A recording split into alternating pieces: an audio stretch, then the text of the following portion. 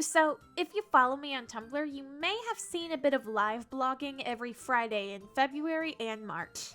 That's because Sugar Apple Fairy Tale had me in a death grip from episode 1. I adore everything about this show, and I really can't wait for the second season. I don't know what it is that drew me to the show, but everything from the title to the cover art just called my name. And unlike last time I impulse watched a cute looking anime with the word sugar in the title, this is so good. Written by Miri Mikawa with illustrations by Aki, volumes of Sugar Apple Fairy Tale were released by Kotakawa Shoten as a light novel from March 2010 to February 2015, though I only discovered it with the anime released. Adapted by JC staff, they have a really good track record. Previously, they've done The Executioner and Her Way of Life, another light novel adaptation that I really loved, Toradora, Azumanga Daioh, and keeping with the theme of fairies, a little snow fairy named Sugar.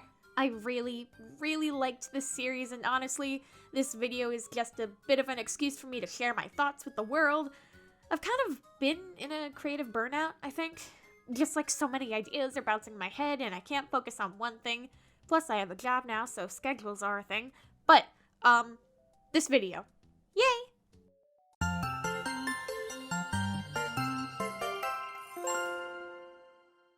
Anne Halford is a young woman who dreams of becoming a silver sugar master just like her mother. This title is only reserved for sugar artisans recognized by the royal family. For these confectionaries are not simple sweets, but a sacred craft, important to both humans and fairies alike.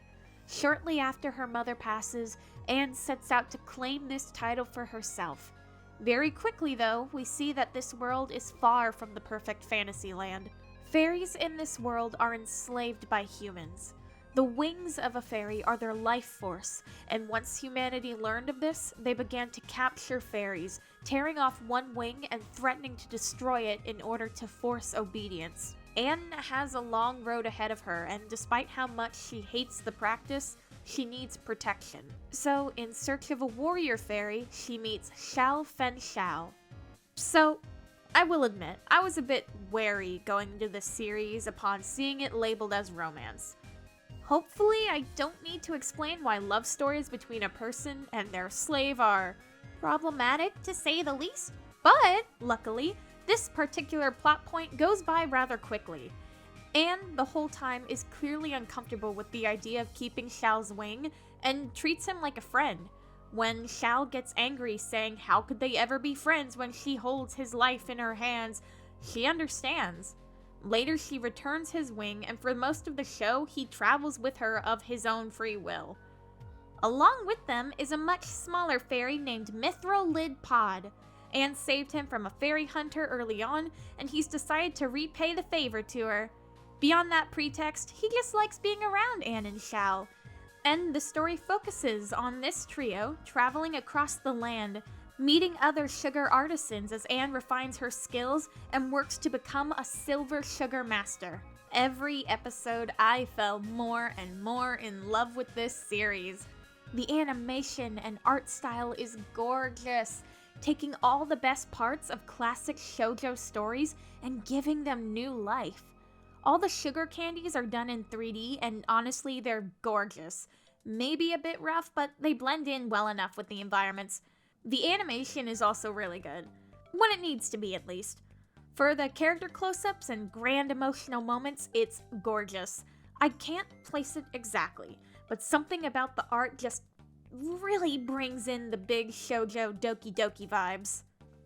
On the other hand, there are just as many moments where you can clearly see the budget limitations. So animation is a lot of hard work. In 2D animation, every frame is drawn by hand.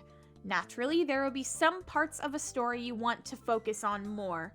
A scene where two characters sit down and talk doesn't need as much time spent on it as a giant action scene. So, to help allocate some of that time to the more important parts, several shortcuts are used in anime to limit how many actual frames of animation need to be drawn.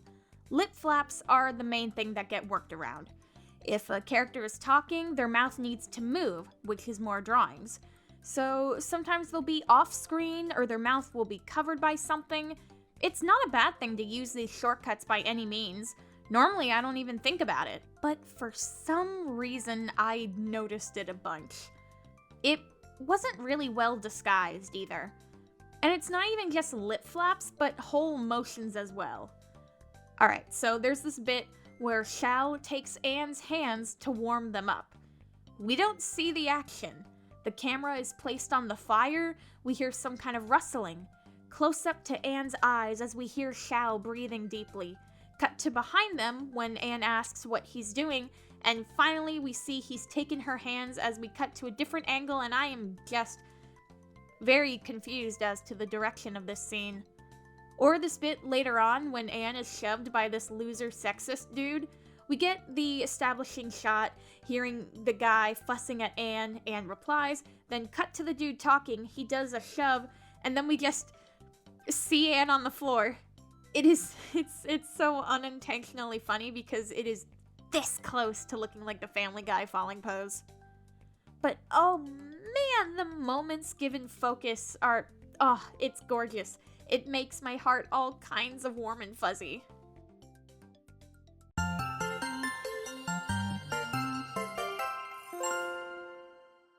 I adore all these characters a lot. So, starting with its heroine, Anne is strong-willed and determined. She's a young woman stepping out into the world on her own for the very first time. Every choice she makes is in the name of her dream. This girl lives and breathes sugar confections. Anne is a very fun character because she's a very classic type of shoujo protagonist, blushes when the love interest gets too close, overthinks and worries over romance and such. But she's also brash, stubborn, childish, and unrelenting in what she wants. While her dream is to be a silver sugar master, it comes from her base desire to be self-sufficient. In the light novel, she even turns down staying in the Silver Sugar Viscount's castle until the next exhibition because she feared she would become lazy. More than anything, she wants to stand on her own 2 feet. This point is going to be a little more significant with a bit of context, so we'll discuss it later. Watching the series a second time, I actually picked up on something I didn't catch watching it week by week. And that's Anne has some serious abandonment issues. This mainly stems from the death of her mother, who only died like 4 weeks before the show started. It's like, oh, I didn't realize it was that recent. Then she meets Xiao and quickly grows attached to both him and Mithril. Several times Anne voices her fear of being alone, and my lord, I don't know why, but that kind of hit me. Xiao Fengxiao is a fairy who was born over 100 years ago when a young girl named Liz gazed upon the obsidian gem of an ancient weapon. After living with her in a castle for years, she was murdered by attacking humans. Around 70 years ago, Xiao was captured and made to serve humans, and this has been his role ever since. At the beginning, Xiao is rude towards Anne, which I think is fair when you're being bought and sold as a slave. But he starts to soften up when he sees Anne truly does not see him as an object to control, but a friend. He travels with her of his own volition and begins to care about her deeply. There's a part in the light novel that actually helped me understand his character a bit more. I never picked up on this in the anime, and it's possible it was just lost during translation from written language of light novels to the visual language of animation. For 20 years after she died, relying on his hatred and anger, he carried out his revenge. However, once that was over with, he fell into a state of lethargy.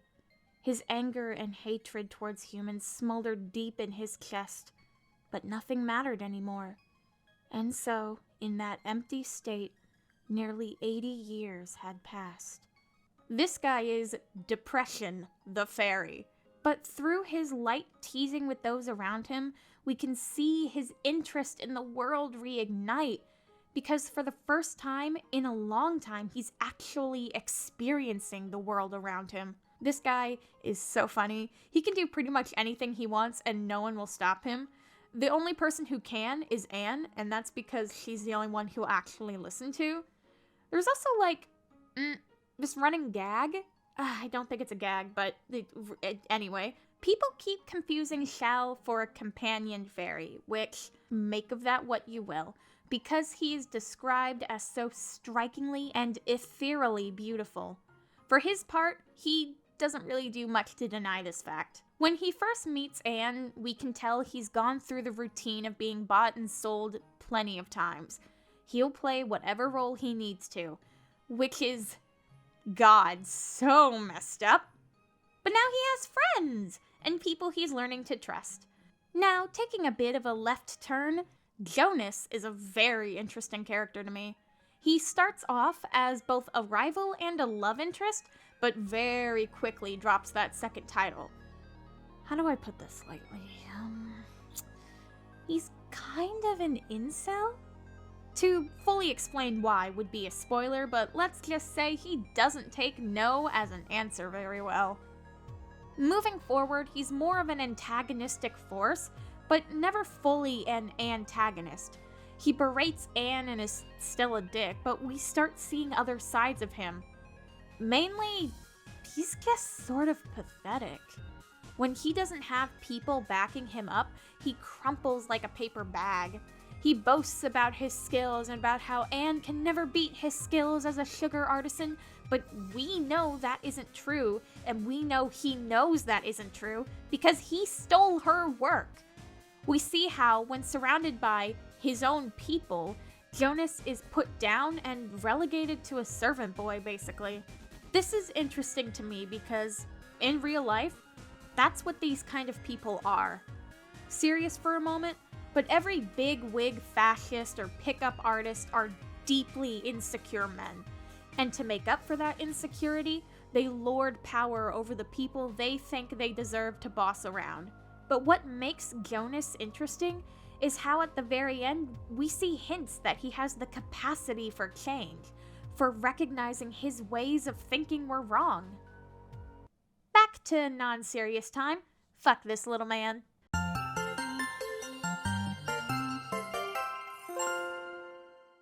Remember how I said no more serious time? I lied. So, this show is vaguely set in a Western European medieval kingdom type thing. And whoo boy, the medieval era sure was a wild time. But one thing it wasn't was good to women. Sexism becomes a major theme in the last part of the show. It sort of feels like it comes out of nowhere, though that's only a product of adaptation. In the light novel, it appears much earlier on. I only have the second volume, which picks up after episode 4. Before Anne goes to the Duke of Phylax's castle, she's confronted by Jones in a town square. Already, there are rumors that Anne seduced the Sugar Viscount and caused a scene at the exhibition to get what she wants. When in the anime, the first we hear of this is in the final arc, when Anne is trying to enter the Radcliffe School to get sugar apples. Later on, Kat, an artisan Anne met earlier, explains why there aren't basically any women working as sugar artisans. That's because women are transgressors against God. So, this world's religion states that the first woman created by God betrayed humanity by pledging loyalty to the Fairy King. After that, the great King Cedric cleansed humanity of her sins and defeated the fairies. Since then, women have not been allowed to partake in the sacred act of sugar confectionery. There's even this one line where Kat is like, "Did you not pay attention in Sunday school or something?" And Anne's like, shoot, and just, I am so interested in this world, from the lore of fairies and how they're born to that of this world's religion. I want to know more. There's probably more details and such in the light novel, and if I can ever get my hands on the other volumes, it's so fascinating and cool. But yeah, feminism is a big theme of this show. Because really, throughout history, there have always been extraordinary women who were undermined and forgotten simply because they were women. I miss my medieval art history classes now. Moving on, I watched this series subbed as it was airing. But recently, I watched the English dub, and as expected, all the voice actors were stellar for their roles. I did have to get used to Xiao's voice, since I was used to a much deeper tone, but still, his voice actor nailed it. Except for this one bit that bothers me. Like, Shal is furious in this scene, ready to cut down the lives of every person in this room, threatening Anne. And this shout,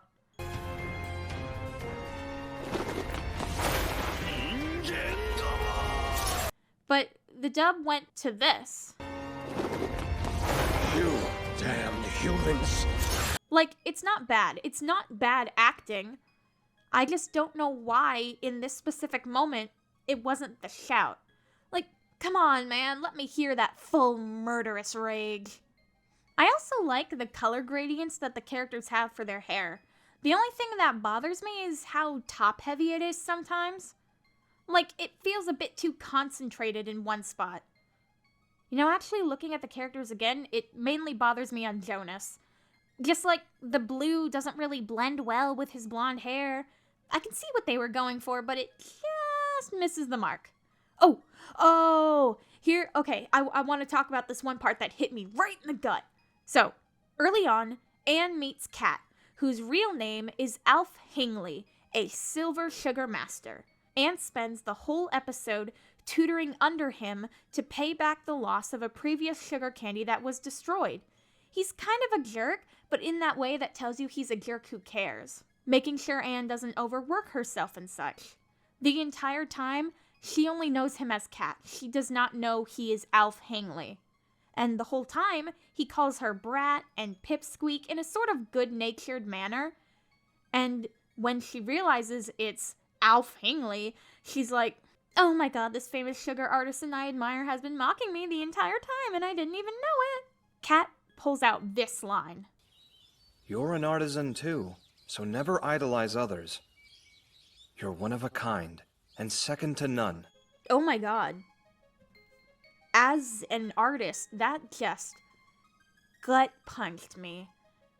And at the time I first watched this, man, I needed to hear those words. I can't really think of anything else. I love this show. The art, the music, the characters, the world is all so amazing. I love it. So, like, go watch it. It's really pretty. Dude, it's so good. Just go. Just fucking shoo.